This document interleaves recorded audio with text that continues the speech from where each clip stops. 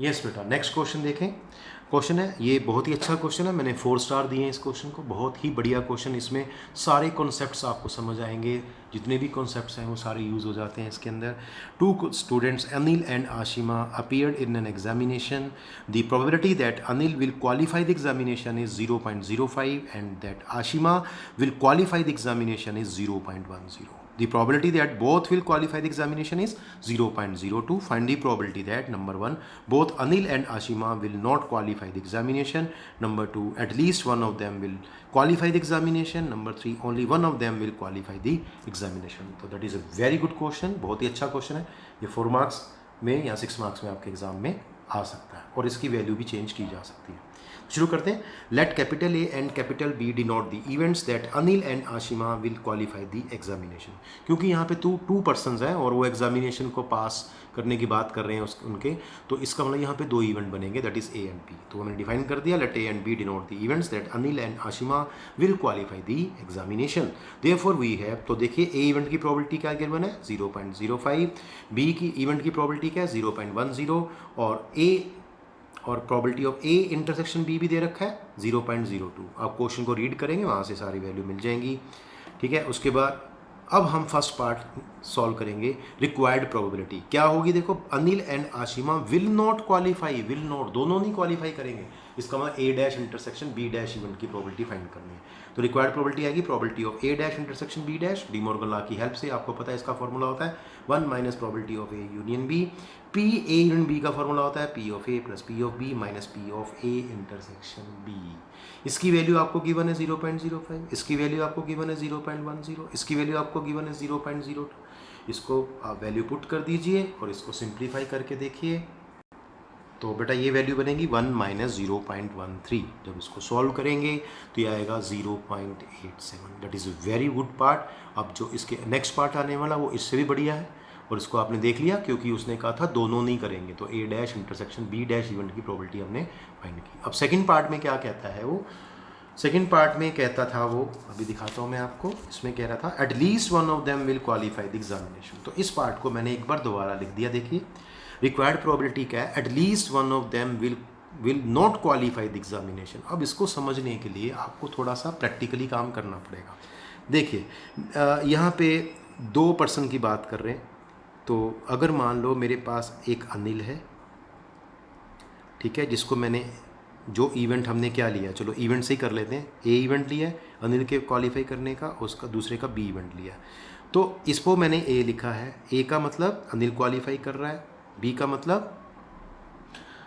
का मतलब क्या है, आशिमा क्वालिफाई कर रही है। तो इसमें होगा क्या, या तो अनिल क्वालिफाई कर लेगा और आशिमा भी क्वालिफाई कर लेगी, या अनिल करेगा आशिमा नहीं करेगी, या क्या होगा अनिल नहीं करेगा आशिमा करेगी, और या दोनों ही क्वालिफाई नहीं कर पाएंगे। और याद रखना देयर आर 4 केसेस, 1 2 3 4। इन सभी केसेस की प्रोबेबिलिटी का सम क्या होता है 1। अब ध्यान देना, क्वेश्चन में कहता है हमें इसमें से कौन सा इवेंट हमें फेवर करता है जिसकी प्रोबेबिलिटी फाइंड करनी है। At least one of them will not qualify the examination, मतलब कम से कम एक नहीं करेगा क्वालिफाई। तो कौन सा केस लेंगे बेटा, इसमें एक तो ये लेंगे जिसमें आशिमा नहीं कर रही, इसमें अनिल नहीं कर रहा, कम से कम एक नहीं करेगा, एक भी नहीं करेगा और हो सकता दोनों ही ना करें, तो ये केस भी आ गया। इसका मतलब हमें इन तीनों केस की एक साथ प्रोबेबिलिटी निकालनी है, इनका सम करना होगा इन इवेंट्स की प्रोबेबिलिटी का, है ना। तो इसका अब टोटल प्रोबेबिलिटी 1 है, तो अगर मैं 1 प्रोबेबिलिटी में से ये वाला केस माइनस कर दूं, इसका क्या मतलब है, both will qualify the examination. तो वही मैंने यहाँ करना है, 1 minus probability of both will qualify the examination. क्यों, इन तीनों केस की प्रोबेबिलिटी निकालने में टाइम लगेगा, आंसर वही आना है। तो बजाय 3 इवेंट की प्रोबेबिलिटी निकालने के हम एक ही इवेंट को माइनस कर देते हैं 1 में से, क्योंकि इन सभी इवेंट्स की प्रोबेबिलिटी का सम 1 बनेगा। तो आप कहेंगे probability of at least one of them will qualify the examination, इसका मतलब होता है 1 minus probability of both will qualify the examination. और बोथ विल क्वालिफाई का क्या मतलब है, ए भी करेगा, ए इवेंट भी होगा और बी इवेंट भी होगा। तो ए इंटरसेक्शन बी की प्रोबेबिलिटी आपको यहाँ लिखनी पड़ेगी इस इवेंट की जगह, तो 1 में से माइनस कर देंगे, इसकी वैल्यू है 0.02, तो ये आ गया 0.98 आ जाएगा आपके पास। ठीक है, ये मैंने रफ किया है, ध्यान रखना। तो ये आपका आंसर है। That is the most important part. ये जल्दी समझ नहीं आता, इसको प्रैक्टिकली करेंगे तो आपको जल्दी समझ आएगा कि अगर 1 में से हम प्रोबेबिलिटी माइनस कर देंगे दोनों के क्लियर करने की या पास करने की, तो ये जो इवेंट कह रहा है उसकी प्रोबेबिलिटी आ जाएगी। तो 1 में से आपको माइनस करना होगा। चलिए अब इसका तीसरा पार्ट देखते हैं। That is very good. और ये फॉर्मूला भी आपको मैंने कराया हुआ है। इसमें कहते हैं रिक्वायर्ड प्रोबेबिलिटी क्या है, एक बार मैंने एक्सप्लेन कर दी है। That is probability of only one of them will qualify the examination, या exactly one of them will qualify the examination. इसका फॉर्मूला आपको मैंने सीधा करवा रखा है। क्या होता है, P of A plus P of B minus twice of P of A intersection B. इसकी वैल्यू थी 0.05, इसकी वैल्यू थी 0.10 और इसकी वैल्यू थी 0.02। इसको जब सॉल्व करेंगे तो आपका आंसर 0.11 आ जाएगा। ये मैंने साइड पे कुछ लिखा हुआ, आप सोच रहे होंगे पता नहीं क्या सर ने लिखा है। तो ये एक और मेथड है इसको करने का, देखिए और लिखा हुआ है। इसका दूसरा मेथड है, आपको बताया हुआ है एक फॉर्मूला कि जब हमें निकालना हो only one of them will qualify the examination, तो आप सिंपली ये फॉर्मूला यूज़ कर सकते हैं, probability of A union B minus probability of A intersection B. लेकिन इसके लिए आपको दोनों की वैल्यू पता होनी जरूरी है। पी ए यूनियन बी की वैल्यू आप पहले निकाल लो, फिर यहाँ पुट कर दो। इसकी वैल्यू क्या आई थी, एक्चुअली मैंने सीधी नहीं निकाली, इसके बीच में बनी थी ये 0.13। अब 0.13 में से अगर मैं इंटरसेक्शन वाली 0.02 माइनस करूँगा तो यही आंसर आएगा सेम। तो आप इस मेथड से भी कर सकते हैं, इस मेथड से भी कर सकते हैं। देखिए एक और क्वेश्चन देखते हैं।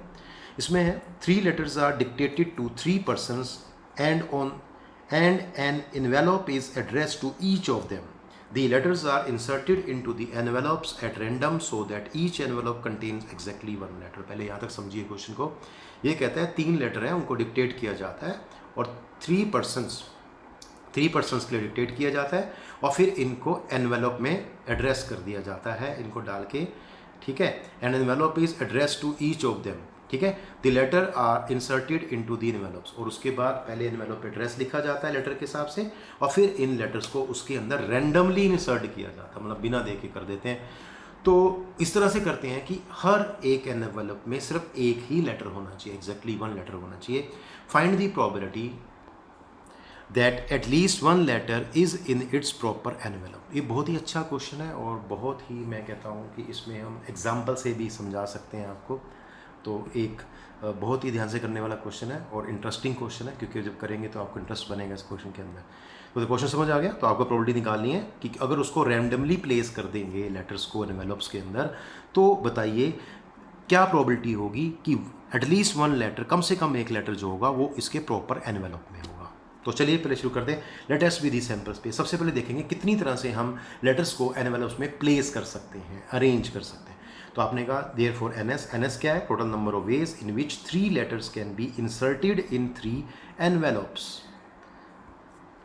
ठीक है। तो ये आएगा NS 3 फैक्टोरियल। क्यों, आपको पता है कि आगे पीछे कहीं भी लेटर्स जा सकते हैं, अभी दिखाऊंगा मैं कैसे। तो there are 3 factorial ways, that is 6 ways. तो 6 वेज से हम लेटर्स को आगे पीछे अरेंज कर सकते हैं एनवेलप्स के अंदर।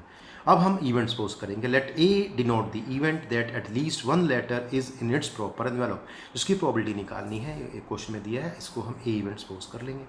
लेट E1 E2, अब मैं इसको प्रैक्टिकली करके दिखाऊंगा तो आपको ईजिली समझ आएगा। Let E1, E2, E3 denote the corresponding envelopes of the 3 letters L1, L2, L3. Suppose कर लिया हमारे लेटर L1, L2, L3 हैं और उसके corresponding envelopes E1, E2, E3 हैं। अब प्रैक्टिकली क्या होना चाहिए, L1 E1 के अंदर जाना चाहिए, L2 E2 में प्लेस होना चाहिए और L3 E3 में प्लेस होना चाहिए। पहले हम टोटल केस देखते हैं क्या बनेंगे। Then total possible outcomes are shown below. तो देखो ये मैंने एक टेबल बनाई है, इसमें आपको बता दिया है किस तरह से इसकी पॉसिबल आउटकम्स हो सकती हैं, कैसे इंसर्शन हो सकती है। तो आपने कहा एनवेलप लिख लिया E1, E2, E3। अब इसमें प्लेसमेंट कैसे होगी, जैसे E1, E2, E3 है तो यहाँ आएगा 1, 2, 3 लेटर, यहाँ आएगा 2, 3, 1, फिर आएगा 3, 1, 2 लेटर, फिर आएगा L2, L1, L3, L3, L2, L1 और L1, L3, L2। तो ये 6 केस आपके बनेंगे। देखिए डिफरेंट है सारे केसेस।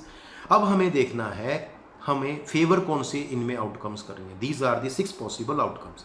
इसमें से कितनी आउटकम्स ऐसी हैं जो हमारे इवेंट को फेवर करती हैं, जिसमें कम से कम एक लेटर अपने प्रॉपर एनवेलप में है। मतलब एक भी हो सकता है, 2 भी हो सकते हैं, 3 भी हो सकते हैं। देखिए यहाँ तीनों अपने प्रॉपर एनवेलप में है, तो ये फेवरेबल केस हो गया।